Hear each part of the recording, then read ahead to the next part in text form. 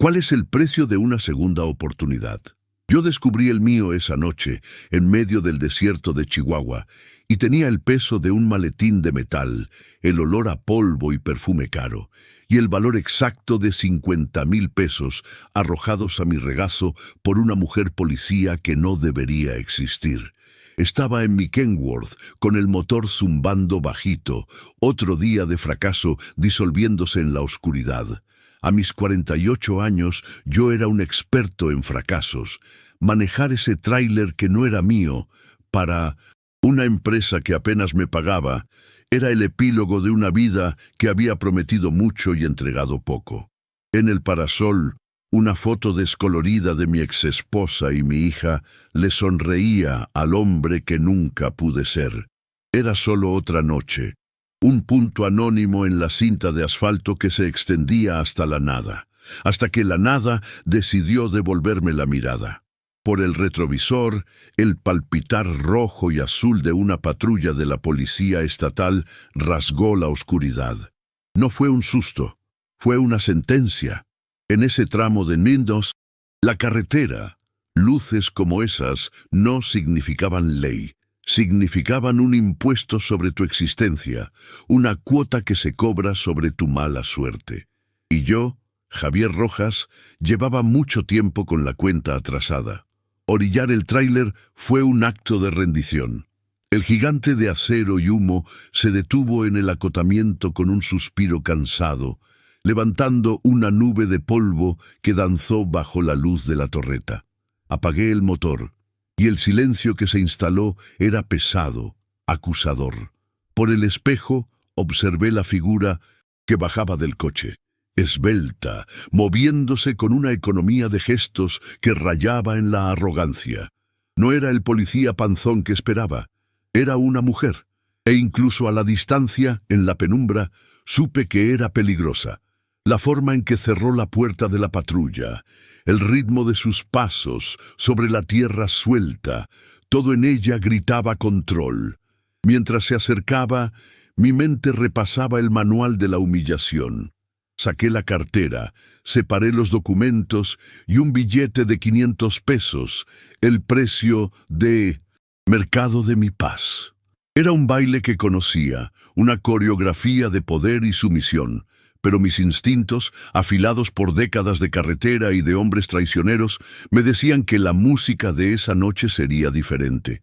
El aire se volvió más denso, la noche más oscura.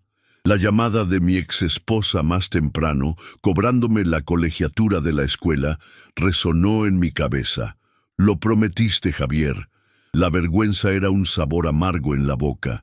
Golpeó la puerta. 2 golpes secos, precisos. No era una orden, era una convocatoria. Bajé el vidrio y una ráfaga de aire caliente invadió la cabina, trayendo consigo el olor del desierto y algo más. Un perfume sutil, caro, que no pertenecía a ese mundo. Su rostro apareció en la ventana. Joven, quizá no llegaba a los 30, pero con unos ojos que cargaban el peso de una vida entera. Eran ojos oscuros, que me taladraban sin parpadear, y en ellos no había la avidez de un policía corrupto, sino la calma calculadora de un ajedrecista que ya conoce el resultado de la partida. No me pidió los papeles, no dijo nada, solo me observó, me diseccionó con esa mirada, dejando que el silencio se estirara hasta el punto de quiebre. En ese instante, bajo ese análisis frío, me sentí completamente desnudo, expuesto. El billete de 500 pesos en mi bolsillo me pareció una broma de mal gusto. Esa mujer no estaba ahí por unas migajas. Estaba por algo mucho más grande, y la terrible certeza de que yo estaba en el centro de su objetivo comenzó a formarse en mi estómago como una bola de plomo. Javier Rojas, dijo finalmente, y su voz fue exactamente como la imaginé. Grave, serena, sin acento, la voz de alguien acostumbrado a dar órdenes y a ser obedecido. No fue una pregunta, fue una constatación. Papeles. La palabra sonó casi como una formalidad innecesaria. Le entregué los documentos, y ella, Los examinó con guantes de cuero negros, bajo el haz de una linterna potente. Su calma era una forma de tortura. Cada segundo era un ladrillo más en el muro de tensión que construía a mi alrededor. Yo solo quería que aquello terminara, que tomara el dinero, inventara cualquier multa y me dejara volver a mi miserable vidita. Estaba cómodo en mi insignificancia. Era un territorio que conocía, pero ella no parecía interesada en devolvérmela. Después de una eternidad, me regresó los documentos. Todo en orden. Y entonces, en lugar de alejarse, se inclinó más, y el mundo entero pareció reducirse a ese espacio claustrofóbico entre su rostro y el menacente noche mío. Antes de clavarnos de lleno en lo que dijo después, en el momento exacto en que mi mundo se puso de cabeza, me encantaría saber desde dónde están acompañando esta historia. Es una alegría inmensa y, sinceramente, un poco surreal para un tipo como yo, saber que mis experiencias pueden tocar corazones en tantos lugares diferentes. Dejen su comentario acá abajo y díganme su ciudad, su estado, su país. Saber que hay alguien ahí, escuchando, da un chingo de fuerza para seguir. Ahora, prepárense para conocer la travesía de un traílero que se creía en el fondo del pozo y que, confrontado por una propuesta prohibida y una mujer enigmática, descubrió que aún quedaba carretera por recorrer. Van a entender cómo un solo día, una sola decisión, puede forzarte a mirar el fracaso no como un destino, sino como un punto de partida. Volvamos a esa cabina, al olor a tierra y peligro.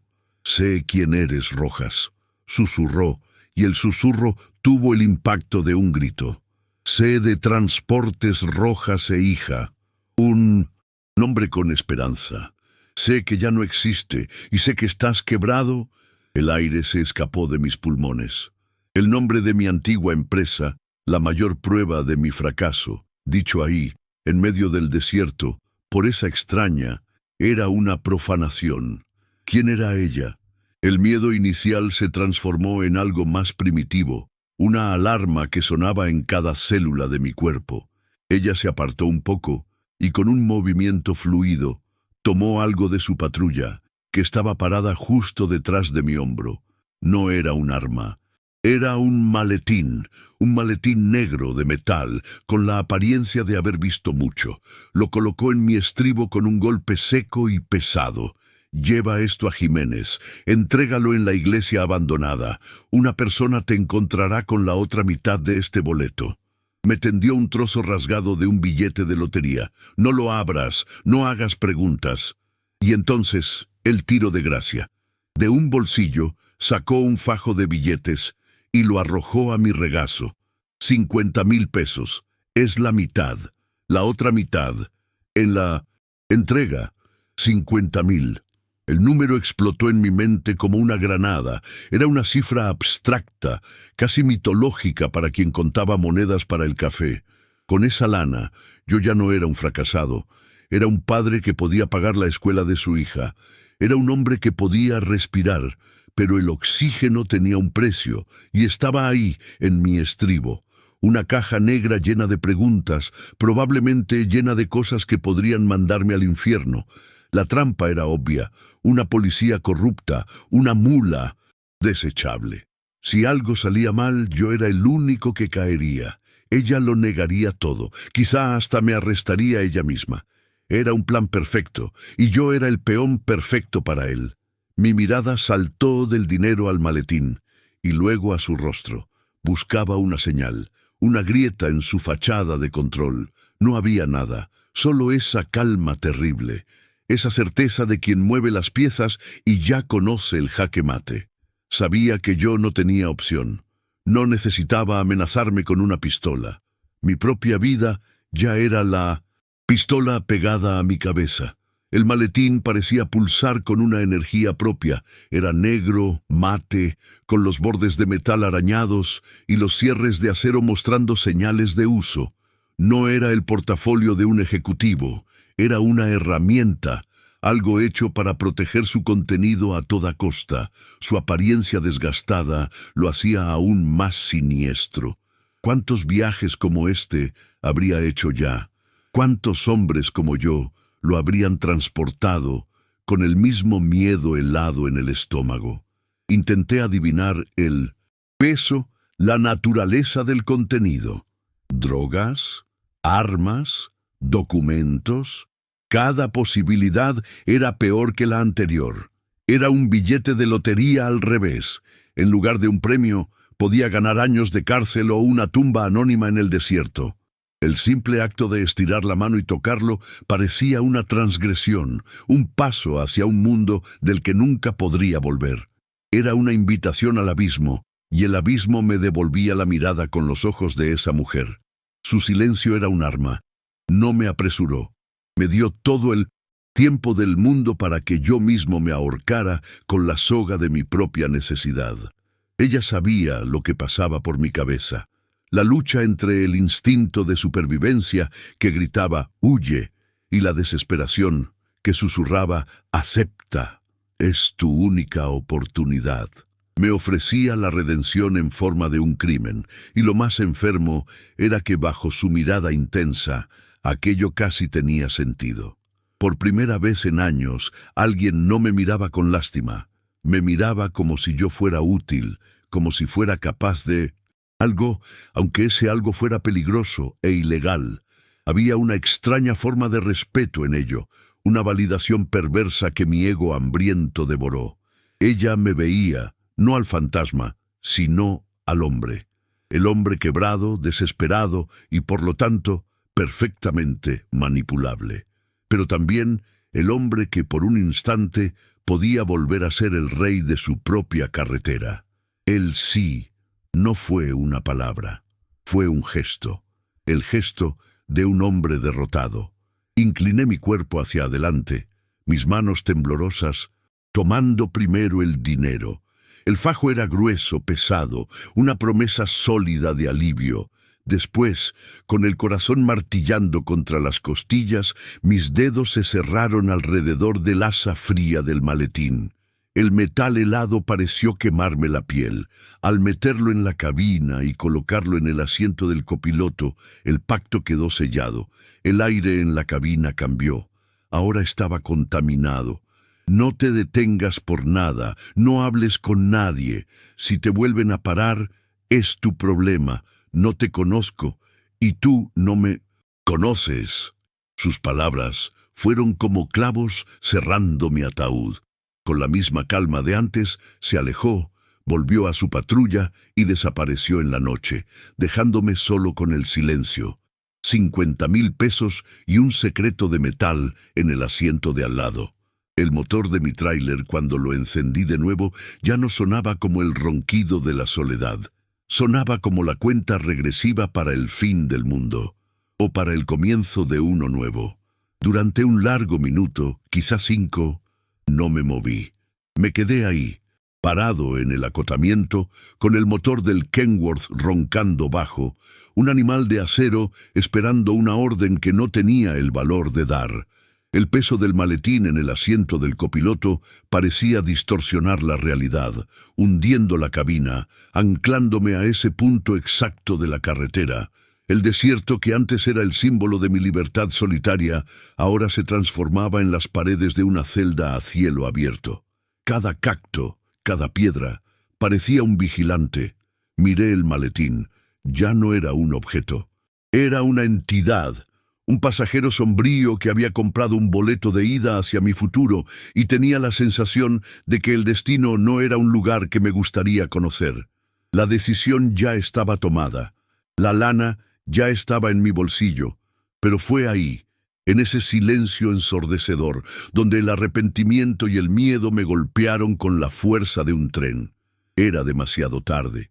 La única dirección posible era hacia adelante, hacia Jiménez, hacia lo desconocido. Metí primera, y el tirón del tráiler fue como el primer paso de un condenado hacia el patíbulo. La carretera frente a mí era una cinta negra e infinita, devorada por el haz de luz de mis faros. El tráiler se sentía diferente, más pesado, más ruidoso. Cada chillido de los frenos de aire, cada silbido del turbo, cada vibración en el volante era una señal, un código que intentaba descifrar. Mi paranoia estaba a todo volumen. Mis ojos saltaban del asfalto a los 3 espejos retrovisores en un ritmo frenético. La patrulla de Jimena había desaparecido, pero no podía quitarme la sensación de que ella seguía ahí, en algún lugar en la oscuridad, observándome. O peor, que otros lo hacían. ¿Quiénes? No tenía idea. ¿El cártel? ¿Los federales? ¿La misma policía para la que supuestamente trabajaba? La falta de un enemigo definido era casi peor que tener uno. El peligro era un fantasma. Podía estar en cualquier lugar, en cada par de faros que surgiera en el horizonte, en cada sombra que danzaba a la orilla de la carretera. Conducía con la rigidez de un hombre que espera un disparo en cualquier momento, con las manos pegadas al volante, empapadas de un sudor frío que no venía del calor del desierto. El mundo fuera de mi cabina se había convertido en un borrón amenazante. Mis faros creaban un túnel de luz y manejar a través de él era como navegar por una pesadilla. Las formas retorcidas de los arbustos del desierto se transformaban en figuras agazapadas, esperando para saltar. El brillo de los ojos de un coyote a la orilla de la carretera me hizo pisar el freno con el corazón en la boca, pensando que era el reflejo de la mira de un arma. Con cada kilómetro vencido sentía que me alejaba más del Javier que conocía. El tráilero cansado pero honesto, y me acercaba a una versión de mí mismo que no reconocía, un criminal novato, un hombre asustado, fingiendo tener valor. El maletín a mi lado parecía emanar un frío que la calefacción no lograba combatir. Intenté prender la radio de nuevo, necesitando una voz humana para romper la tensión, pero solo encontré estática. Era como si el mundo me hubiera desconectado, dejándome solo con mi pésima decisión y el silencio acusador de mi conciencia. Y entonces sucedió.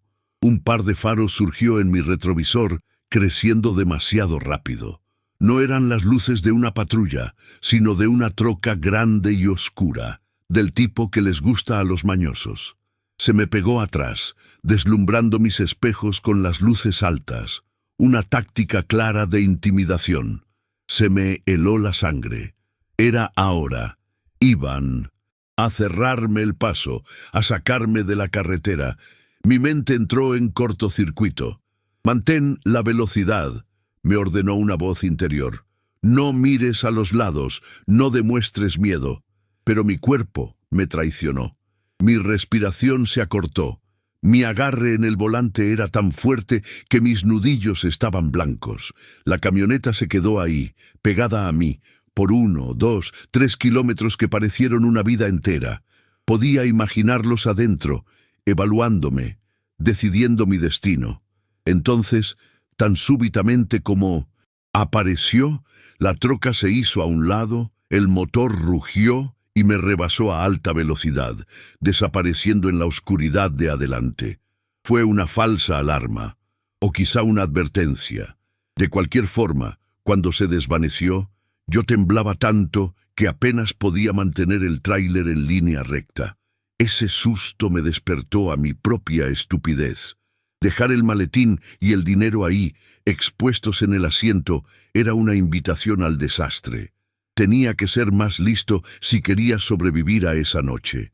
Vi un pequeño acotamiento en la carretera, una de esas paradas improvisadas en medio de la nada, y metí el tráiler apagando los faros.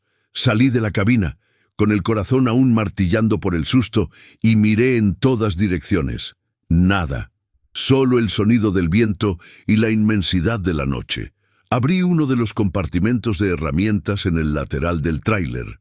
Era un espacio sucio, lleno de grasa, cadenas y llaves pesadas. El escondite perfecto. Volví a la cabina, tomé el maletín con un cuidado casi reverencial y lo llevé al compartimento. Envolverlo en un trapo viejo y sucio pareció casi un sacrilegio. pero era necesario. Lo puse en el fondo, debajo de un juego de cadenas pesadas.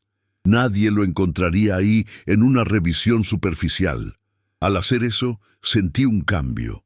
Ya no era solo la mula, era cómplice. Estaba activamente en el juego, escondiendo las pruebas, planeando los siguientes pasos.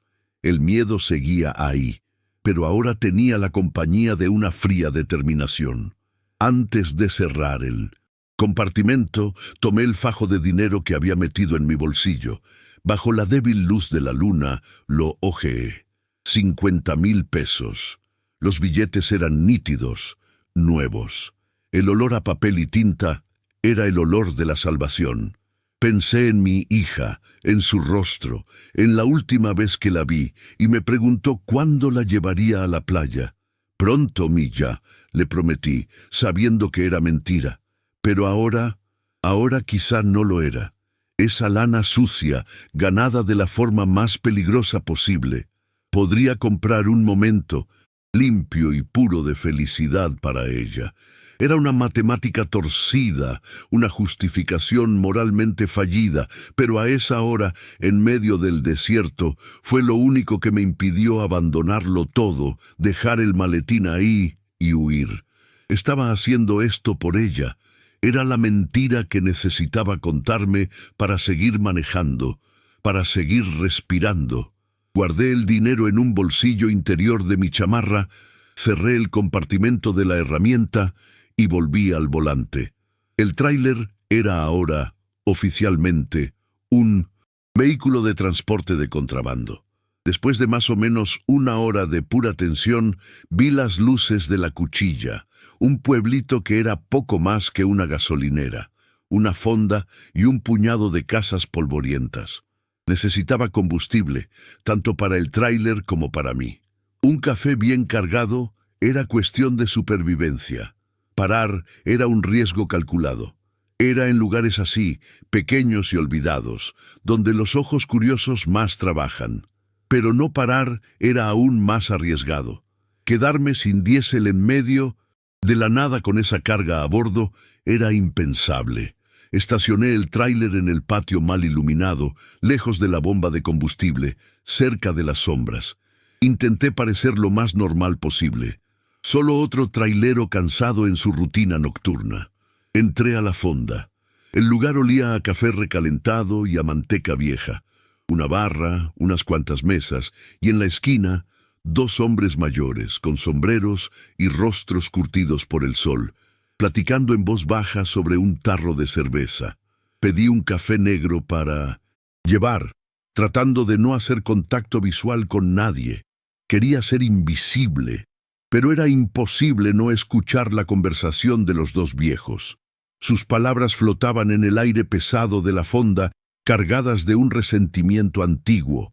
No hablaban alto, pero la amargura en sus voces era nítida. Hablaban de tierras, de agua, de cómo nada en esa región se movía sin el permiso de un hombre. No decían su nombre, se referían a él solo como el comandante. Uno de ellos, más flaco y con un bigote ralo, escupió en el suelo antes de hablar. Es dueño de todo, de la tierra, de los pozos, de la policía, sobre todo de la policía estatal. Son sus perros de caza particulares. Hacen el trabajo sucio que sus hombres no pueden hacer usando un uniforme. El otro solo asintió con la cabeza, un gesto de conformidad cansada y derrotada. No sabían que yo estaba ahí, pero cada palabra era un golpe directo a mi estómago. El comandante, el nombre, o mejor dicho, el título, se quedó zumbando en mis oídos. Un cacique local que controlaba a la policía estatal. La pieza que faltaba en el rompecabezas de Jimena Ríos encajó con un clic terrible. Mi situación, que ya era pésima, acababa de descender varios niveles en el infierno. Una policía joven, con una mirada dura y una propuesta ilegal. No era una simple corrupta actuando por su cuenta, era parte de algo mucho más grande. La pregunta que me heló el alma fue: ¿trabajaba para este tal comandante usándome para transportar algo para él? ¿O, y esta Posibilidad era aún más aterradora. ¿Estaba trabajando en su contra? El maletín que yo cargaba, escondido bajo cadenas sucias de grasa, no era solo contrabando, era una jugada en una guerra silenciosa. Y yo ni siquiera era un peón, era el tablero, el campo de batalla desechable donde dos poderes iban a chocar. Pagué el café y salí de la fonda con las manos temblando, la bebida caliente casi derramándose. La noche afuera parecía aún más oscura y llena de dientes.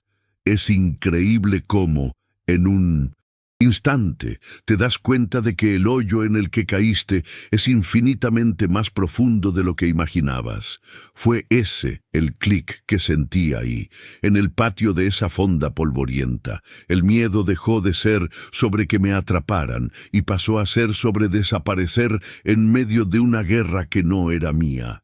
Si esta historia, este sentimiento, te está causando algún escalofrío, si estás sintiendo el peso de esa noche conmigo, te pido que consideres suscribirte al canal.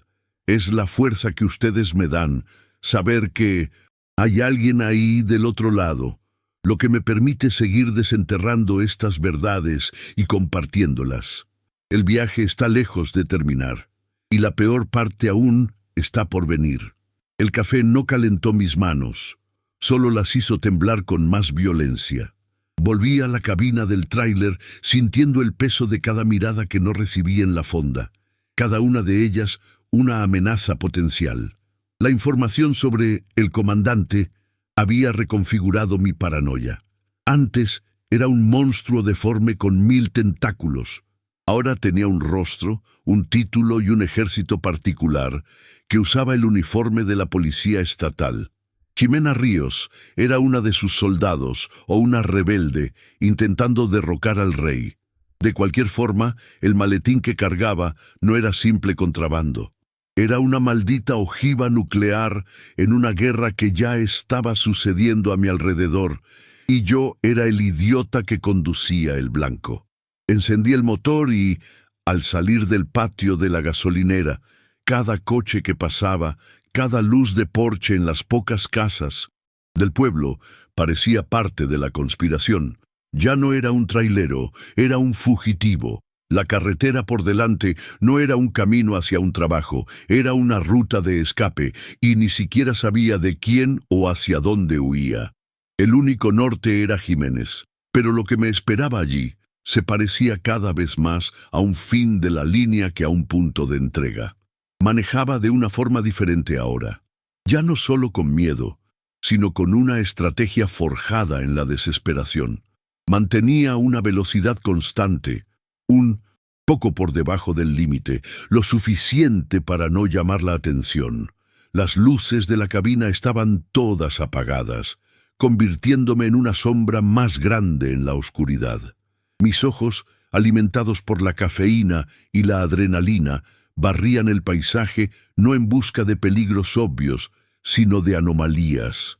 Una camioneta parada en el acotamiento más adelante reducía la velocidad, listo para cualquier movimiento. Un coche manteniendo la misma distancia detrás de mí durante mucho tiempo. Mi mano flotaba sobre la palanca de cambios, calculando rutas de escape que no existían.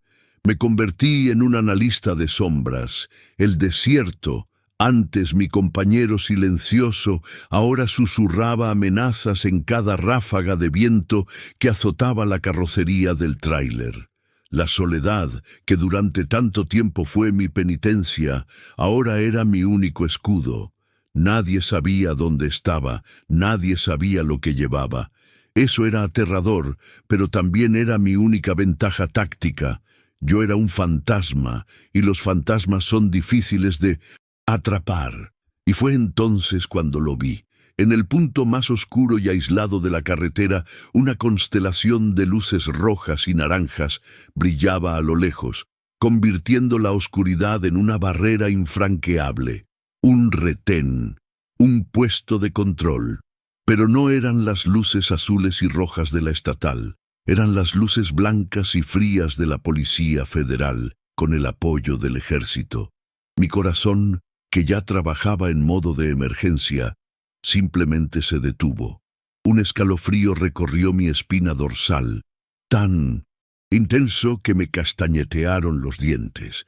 Los estatales podían ser los perros de caza del comandante, pero los federales eran un animal completamente diferente. Impredecibles, incorruptibles, la mayoría de las veces, más minuciosos. No había billete de 500 pesos que resolviera un problema con ellos. Y a menudo tenían perros de olfato. La imagen del maletín, escondido bajo cadenas de metal engrasadas, parpadeó en mi mente. Era un buen escondite, pero sería lo suficientemente... Bueno, las ganas de pisar el freno, dar la vuelta y acelerar en dirección contraria fueron casi abrumadoras, pero sería mi sentencia de muerte. Una maniobra así haría que todas las armas del puesto se volvieran hacia mí. No había salida. Tenía que cruzar el infierno. La aproximación fue una tortura en cámara lenta. La fila de tráileres frente a mí se movía a paso de tortuga. Veía a los soldados, jóvenes con rostros serios y rifles de asalto colgados del pecho, caminando entre los vehículos. Linternas potentes rasgaban la oscuridad, invadiendo cabinas, registrando cajas. Vi cómo obligaban a un camión de fruta a abrir su compartimento de carga, y los soldados revolvían las cajas con una eficiencia brutal. El sudor me corría por la cara, goteando sobre mi camisa. Intenté controlar mi respiración, forzando el aire a entrar y salir de mis pulmones, que parecían haberse encogido. «Eres Javier Rojas. Transportas piezas de maquinaria de Chihuahua a Jiménez. Tu carga es legítima. Estás cansado. Solo quieres llegar a casa». Repetí ese mantra en mi cabeza, tratando de que la mentira se convirtiera en mi realidad. Pero mi cuerpo sabía la verdad. Mi pulso acelerado, el temblor en las manos, el sabor metálico de pánico en la boca. Yo era un fraude, un novato intentando farolear en una mesa de profesionales. Y la apuesta era mi vida. Llegó mi turno. Uno de los federales, un joven que no debía tener más edad que mi hija, me hizo una seña con la linterna para que avanzara. Me detuve exactamente donde me indicó, el chillido de los frenos sonando como un grito en mis oídos. Otro oficial, más viejo, con un rostro duro y un bigote bien recortado, se acercó a mi ventanilla. No tenía la calma amenazante de Jimena. Tenía la autoridad aburrida de un hombre que ya lo ha visto todo y no se impresiona con nada. «Buenas noches», dijo, con voz grave y sin emoción. Sus documentos y los de la carga. Le entregué la carpeta con los papeles. Mis manos tan temblorosas que los documentos crujieron. Los tomó y comenzó a analizarlos bajo la luz de su linterna, y sus ojos no dejaron los míos ni por un segundo. Era una prueba. No solo estaba leyendo los papeles, estaba leyendo mi alma, buscando cualquier señal de duda, cualquier fisura en mi fachada de normalidad. Cada segundo de silencio era una acusación. «Se le ve nervioso, trailero. ¿Noche larga?» La pregunta llegó de repente, casual, pero afilada como una navaja. El aire se me quedó atascado en la garganta. Era el anzuelo. La pregunta de prueba. Tragué saliva, forzando una sonrisa cansada, una actuación que merecía un premio. «Larga es poco, jefe. El patrón me trae en chinga, la entrega va tarde, y la mujer llamó diciendo que el niño tiene fiebre. Si usted tuviera mis problemas por una noche, también estaría con los nervios de punta». La mentira salió con una fluidez que me sorprendió. Usé la verdad de mi cansancio, de mi preocupación, de mi vida jodida, y solo cambié los detalles. Era la más pura verdad disfrazada de mentira. El oficial me miró fijamente durante un largo momento, su mirada escrutadora, intentando encontrar un fallo en mi historia. Parecía sopesar mis palabras, comparándolas con mi apariencia, con el sudor en mi rostro, con el temblor de mis manos. Por un instante pensé que no se lo había tragado. Pensé que me ordenaría bajar, que traería a los perros. Desvió la mirada de mis ojos y dio una vuelta lenta alrededor de mi tráiler. Lo seguí por los retrovisores, mi corazón latiendo tan fuerte que podía oírlo en mis oídos. Cada uno de sus pasos sobre la grava era un martillazo. Se detuvo cerca del compartimento de herramientas donde estaba escondido el maletín. Todo mi cuerpo se tensó. Dejé de respirar. Si decidía abrir ese compartimento, todo habría terminado. Vi su mano moverse y pensé, es ahora. Pero solo golpeó la puerta de metal con los nudillos 2 veces. Un sonido hueco que resonó en la noche y siguió caminando.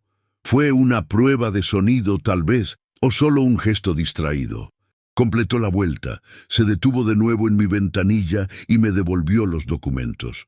«Puede irse», dijo con la misma voz monótona, «y suerte con el niño». Con un gesto de la mano, me despachó. La ola de alivio que me invadió fue tan violenta que me mareó.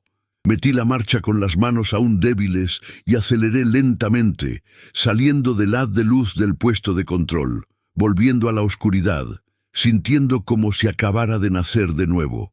En cuanto las luces del retén desaparecieron en mi retrovisor, me orillé en el primer lugar seguro que encontré y apagué el motor.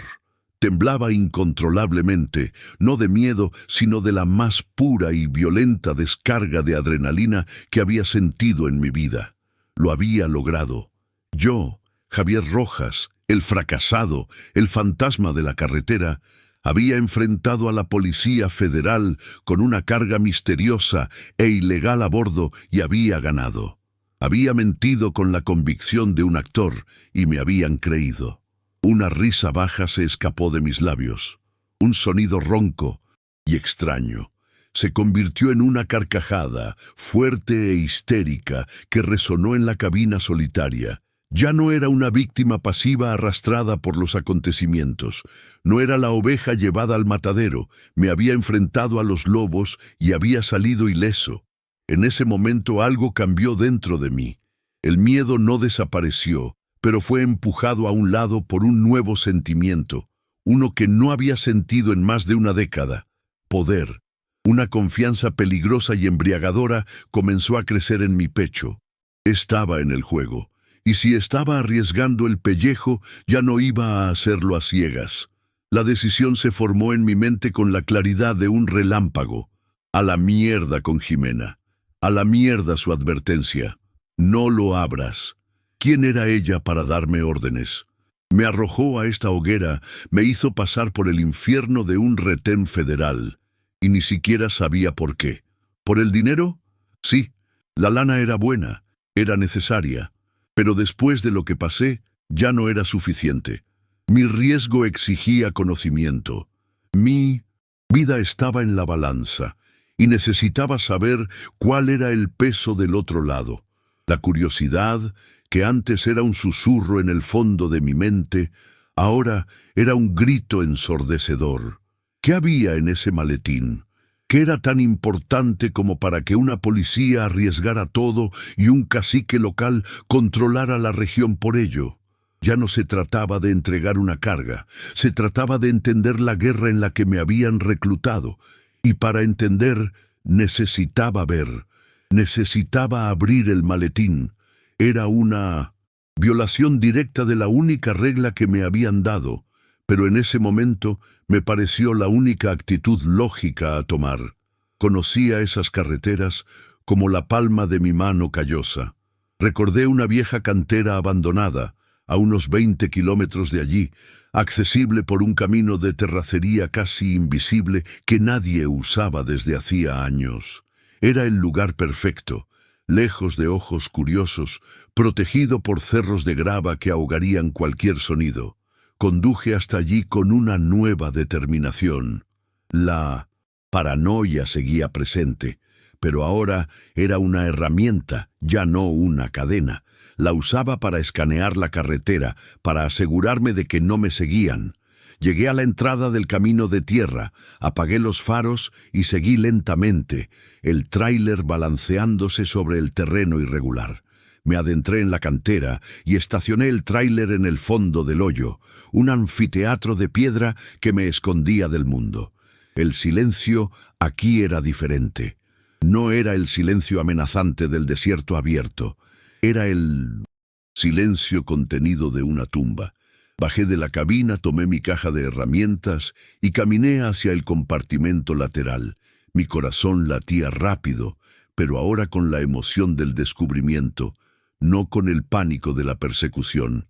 Abrí el compartimento, quité las cadenas y puse el maletín negro en el suelo polvoriento. Parecía aún más siniestro bajo la luz de la luna. Tomé una pata de cabra y un desarmador grueso. Era la hora de la verdad. Encajé la punta de la pata de cabra en la rendija cerca del cierre. Respiré hondo. Con un movimiento rápido y fuerte, forcé la palanca hacia abajo. El metal gimió en protesta y con un chasquido fuerte y seco, la cerradura se partió. El sello estaba roto. La puerta a lo desconocido estaba abierta. Con el corazón desbocado, una mezcla de miedo y una excitación casi infantil, levanté la tapa del maletín.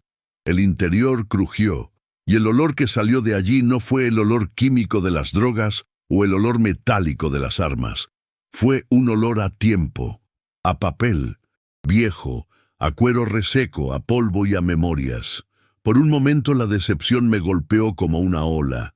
Mi cerebro, preparado para el peor escenario del crimen organizado, no supo procesar lo que veía. No había paquetes de cocaína, ni fajos de dólares, ni piezas de rifles desarmados. Solo había papeles. Un montón de documentos amarillentos, atados con una cinta de tela que alguna vez fue roja. A su lado, un diario con cubierta de cuero, gastada y agrietada por el tiempo, con las letras A.R. grabadas en oro casi borradas. También había algunas fotografías en blanco y negro con los bordes dentados y una pequeña bolsa de terciopelo que, al tacto, reveló contener algo pequeño y duro. Mi mente de criminal novato colapsó. ¿Qué tipo de contrabando era ese? Eso no tenía valor en la calle, no pagaba deudas. Por un instante me sentí un imbécil. Arriesgué mi vida, pasé por el infierno de un retén federal, por una caja de basura vieja de alguien. Mi frustración, sin embargo, dio paso a la curiosidad. Tomé la pila de documentos. La cinta se deshizo en polvo en mis dedos. El papel era frágil, quebradizo. Eran escrituras de tierra, escrituras, títulos de propiedad, registros de pozos de agua, mapas topográficos dibujados a mano con una caligrafía elegante y precisa. Las fechas se remontaban a los años 50, 60. No entendía la mayor parte de la jerga legal, pero los nombres eran claros como el agua. En casi todos los documentos, el nombre de la familia propietaria era Ríos, y el nombre del comprador o de la parte que disputaba la posesión en una serie de apelaciones y mociones legales era siempre el mismo: Familia Montero. El nombre del actual, el comandante de la región, el hombre del que los viejos en la fonda hablaban con tanto miedo, era Héctor Montero. Aquello entonces no era sobre un crimen de ahora, era sobre un crimen antiguo, una disputa de tierras, una pelea de generaciones. Jimena Ríos, A.R. en el diario. Las piezas del rompecabezas comenzaron a encajar, no formando la imagen de un cártel, sino de una vendetta. Con las manos ahora cuidadosas, como las de un arqueólogo, tomé el diario. La cubierta de cuero estaba fría y suave bajo mis dedos callosos. Lo abrí en la primera página. La caligrafía era la misma de los mapas, una letra femenina, fluida y llena de personalidad. Agustina Ríos, decía la primera línea. Diario de mi vida en el milagro. Comencé a leer, allí mismo, agachado en el polvo de la cantera abandonada, bajo la luz de la luna y de la linterna de mi celular. Las primeras páginas estaban llenas de vida y alegría. Agustina describía el rancho El Milagro con un amor palpable. Hablaba de los caballos, de la cosecha, del olor a tierra mojada después de la lluvia. Hablaba de su esposo, fuerte y gentil, y de sus hijos corriendo por los campos. Era una crónica de una vida próspera y feliz, una vida de trabajo duro, pero recompensado.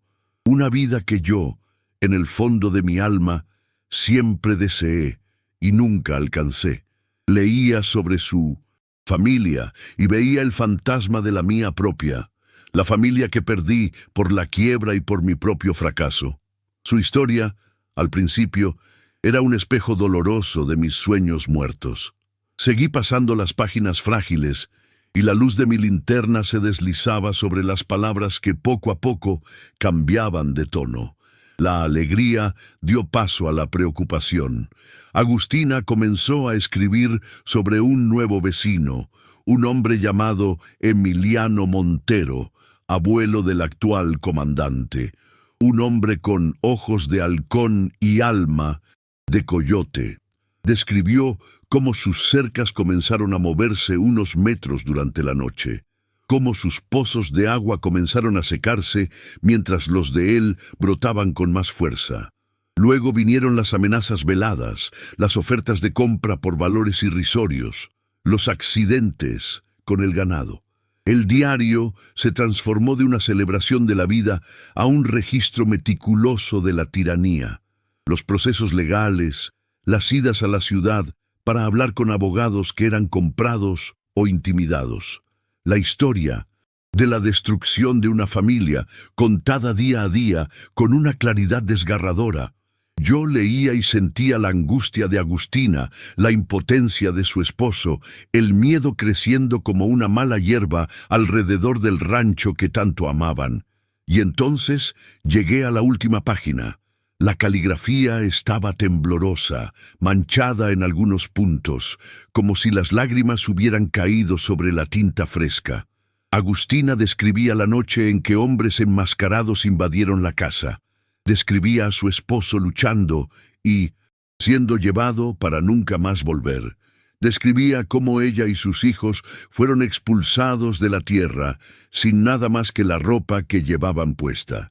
La última frase del diario era: «Se llevaron a mi hombre, se llevaron mi tierra, se llevaron mi futuro, pero no se llevaron nuestra historia. Mientras estas palabras existan, su crimen no será olvidado. Un día, un ríos volverá para reclamar lo que es nuestro». Cerré el diario. El silencio de la cantera era absoluto, pero en mi cabeza, los gritos de esa noche de décadas atrás eran ensordecedores. Miré mi vida, mi empresa, Transportes Rojas e Hija, que quebró por mala gestión, por mala suerte, por crisis económicas. Yo también lo perdí todo. Perdí la seguridad de mi familia, perdí el respeto de mi esposa, perdí mi honor. Mi derrota fue silenciosa, patética, una implosión. La de ellos fue violenta, una aniquilación. Pero el dolor, la sensación de tener un futuro robado, ese dolor lo conocía íntimamente. En ese momento, Ximena Ríos dejó de ser una figura amenazante y se volvió real. La joven con ojos antiguos, claro. Llevaba el peso de esas generaciones, de la promesa de Agustina, sobre sus hombros. Su frialdad no era arrogancia, era una armadura. Su determinación no era crueldad, era el único legado que su familia le dejó. No era una policía corrupta, era la nieta o bisnieta de Agustina, la última del linaje, librando una guerra imposible contra un sistema dominado por el descendiente del hombre que destruyó a su familia. No, solo me estaba usando como mula, me estaba confiando, a mí, un extraño fracasado, el transporte de la única prueba de su verdad, el alma de su familia, dentro de ese maletín. Y yo, en mi ignorancia y miedo, casi lo arruino todo.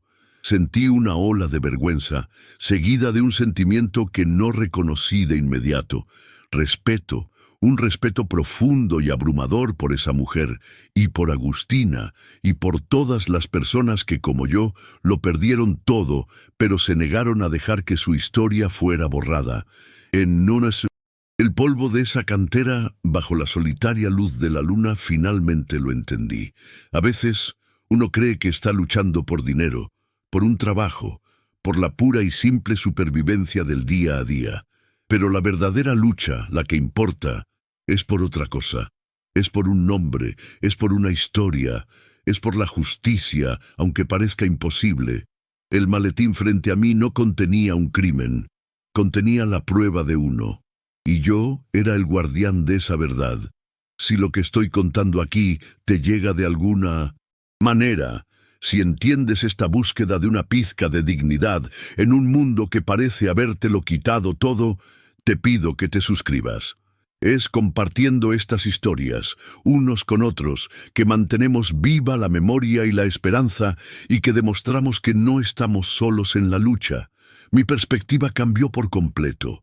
El miedo a la cárcel, el miedo a el comandante, todo eso seguía siendo real, pero ahora había algo más grande en juego.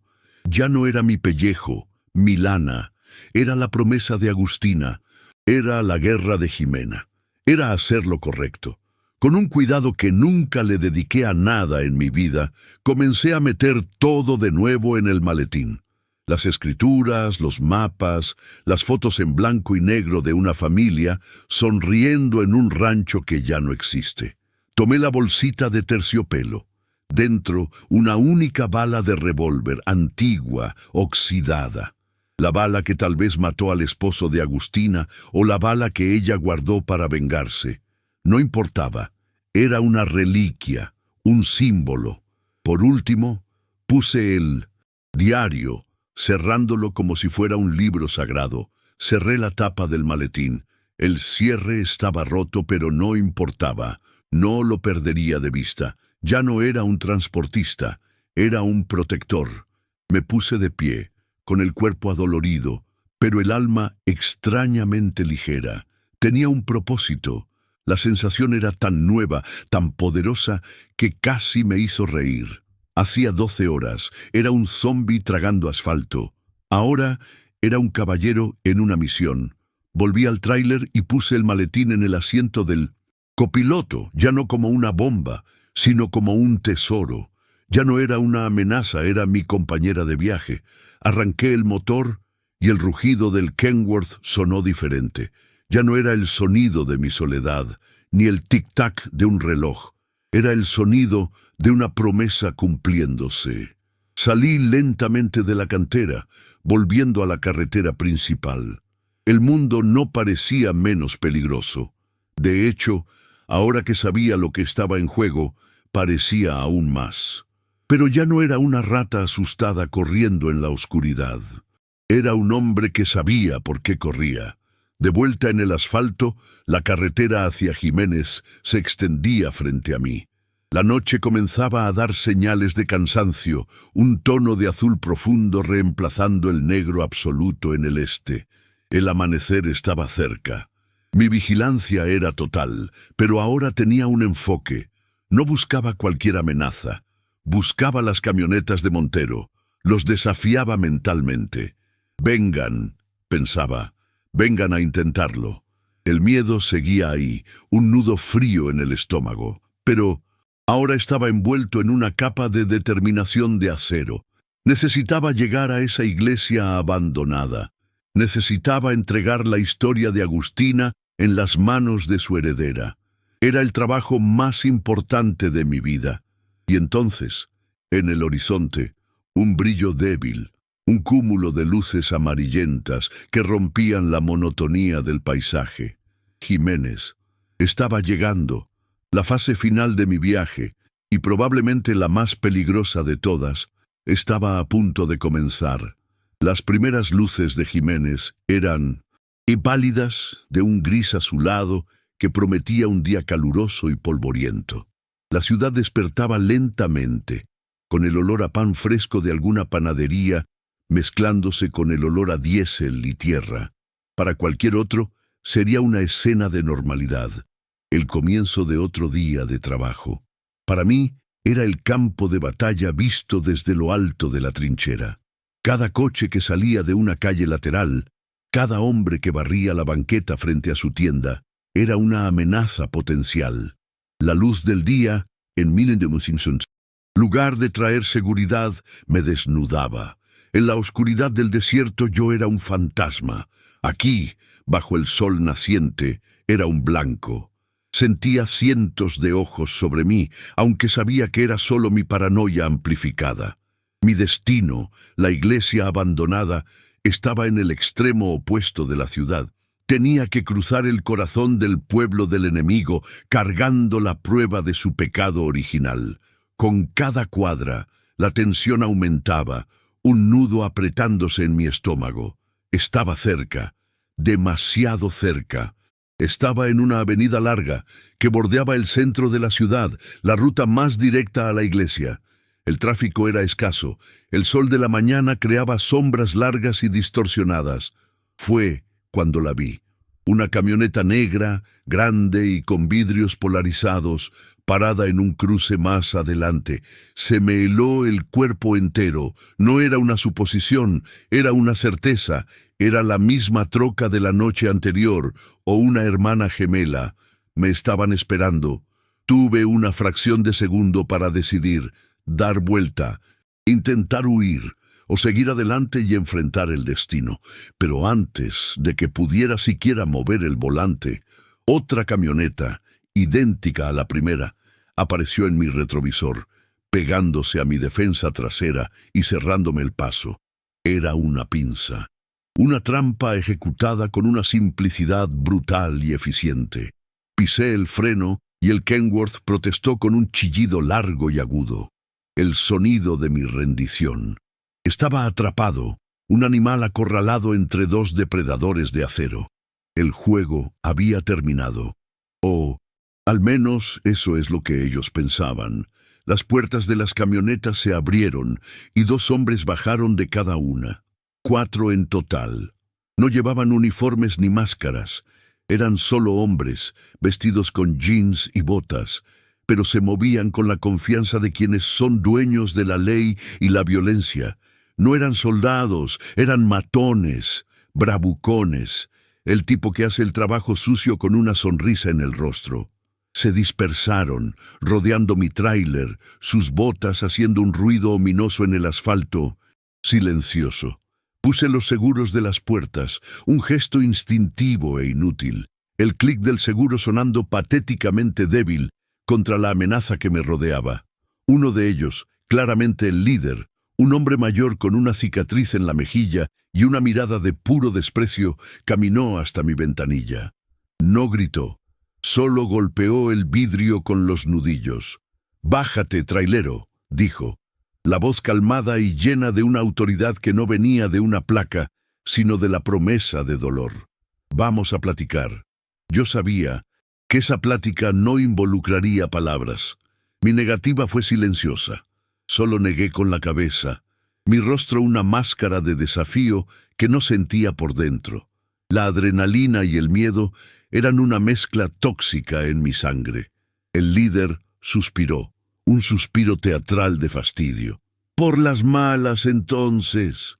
Se alejó un paso y con un movimiento rápido, uno de los otros hombres rompió el vidrio de mi ventanilla con una pata de cabra. El sonido del vidrio estallando fue una explosión, una violación que resonó en la mañana tranquila.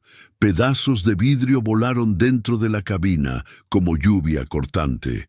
Antes de que pudiera reaccionar, la puerta fue abierta desde afuera y manos fuertes me agarraron por el cuello de la camisa, arrancándome de mi asiento, de mi santuario.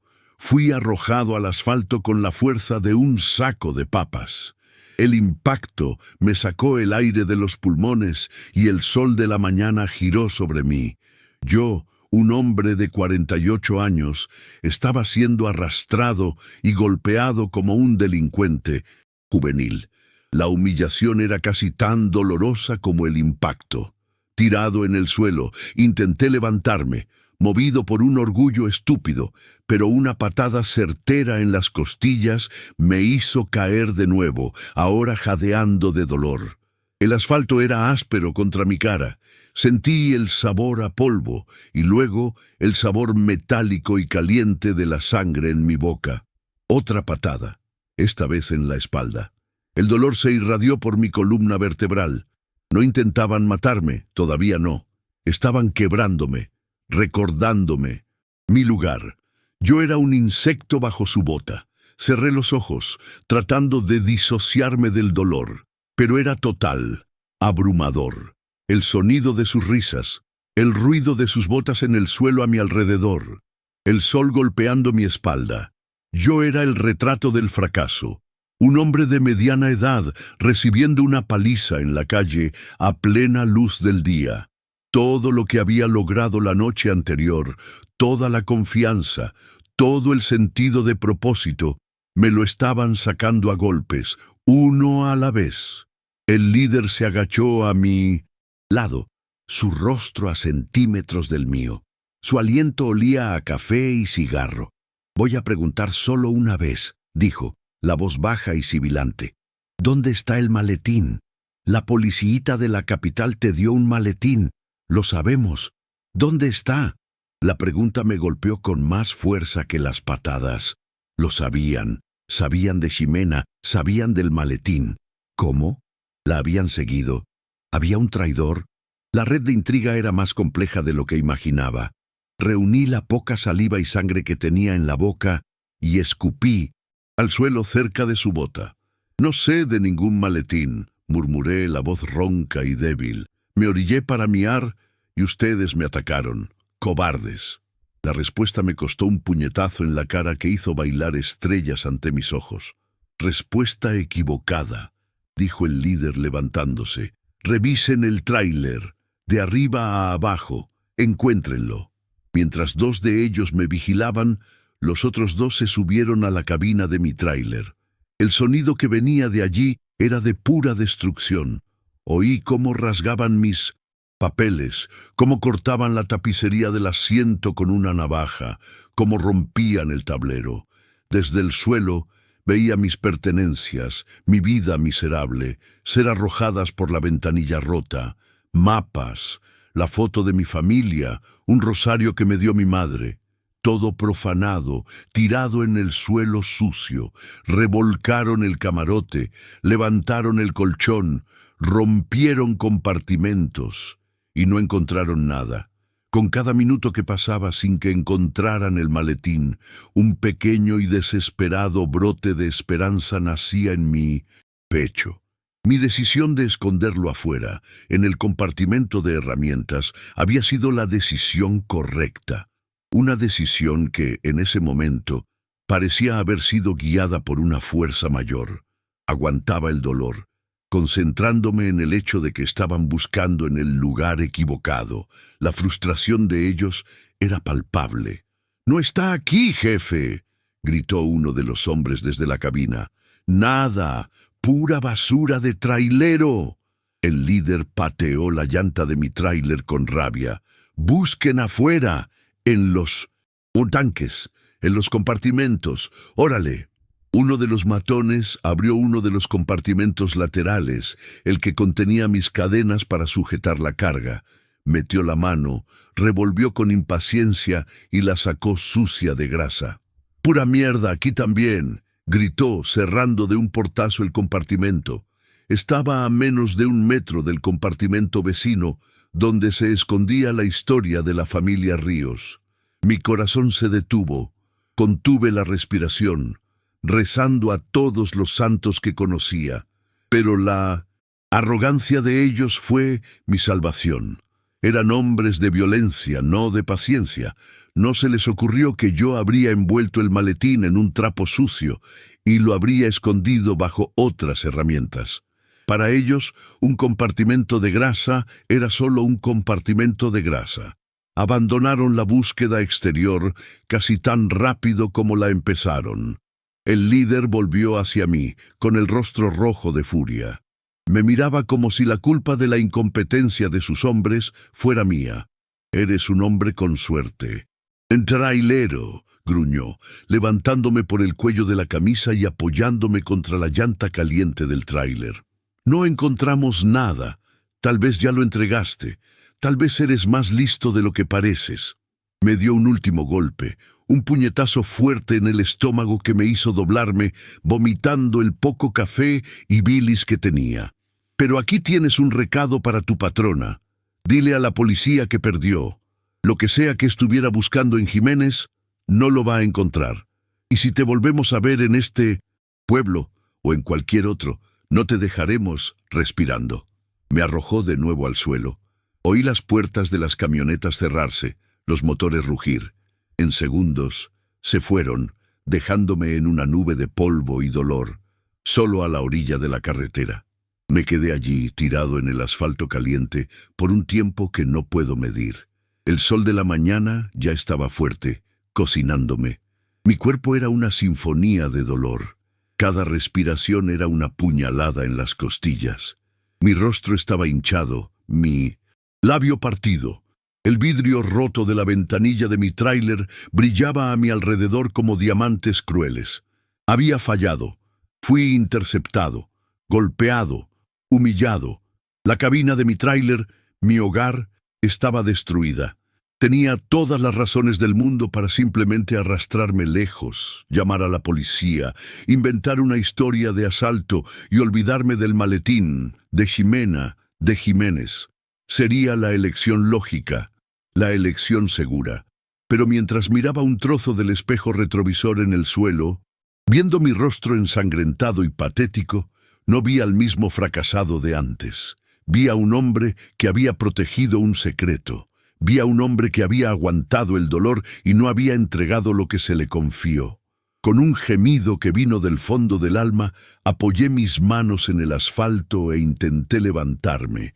El movimiento fue una agonía, pero necesitaba ponerme de pie. La guerra no había terminado. Pensaban que habían ganado la batalla, pero yo todavía tenía su arma secreta y la iba a entregar. Me tomó una eternidad ponerme de pie. Cada músculo de mi cuerpo protestaba con un dolor lancinante y el mundo giraba en un carrusel nauseabundo. Me apoyé en el costado del tráiler, el metal caliente bajo mis dedos temblorosos, y respiré hondo, el aire quemando mis costillas fracturadas. Miré mi reflejo en la carrocería sucia, vi a un extraño. Un hombre con el rostro hinchado y ensangrentado, el labio partido, un ojo comenzando a cerrarse. Pero detrás del destrozo, los ojos de ese hombre tenían una luz que no había visto en años. Era la brasa de la terquedad, la llama de un propósito.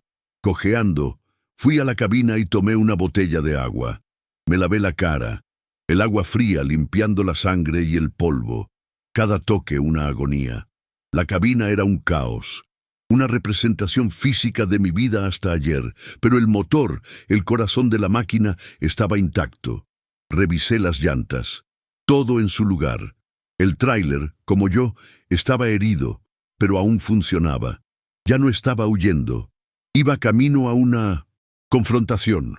El viaje por los últimos kilómetros hasta la iglesia fue un ejercicio de pura fuerza de voluntad. Cada bache en la calle de tierra, cada cambio de marcha, enviaba olas de dolor que me dejaban ciego por segundos. Mi visión estaba borrosa por la hinchazón en el ojo, y mis manos apenas podían sostener el volante con firmeza. Pero continué. La rabia era un combustible más potente que el diésel. Rabia por esos hombres, rabia por Montero, rabia por mi propia vida de sumisión. Esa rabia me calentaba, me daba enfoque. Ya no pensaba en el dinero, pensaba en el diario de Agustina, pensaba en la expresión de Ximena, la joven cargando el peso de una guerra antigua. Me convertí, en esos minutos finales, en el improbable mensajero de la justicia. La carcasa de la iglesia apareció frente a mí, un esqueleto de piedra contra el cielo que ahora se pintaba de naranja y rosa. Era un lugar de finales y de comienzos.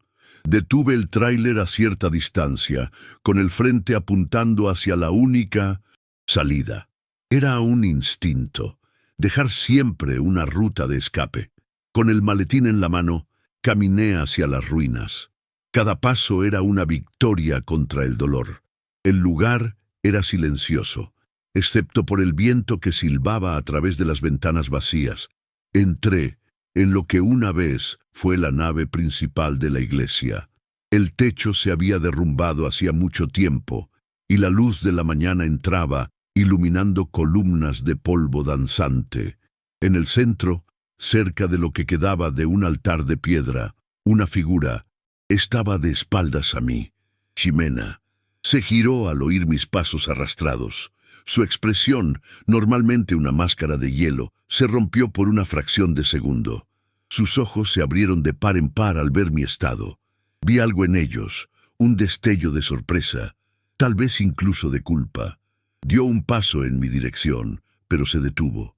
Me acerqué y le extendí el maletín. «Aquí está».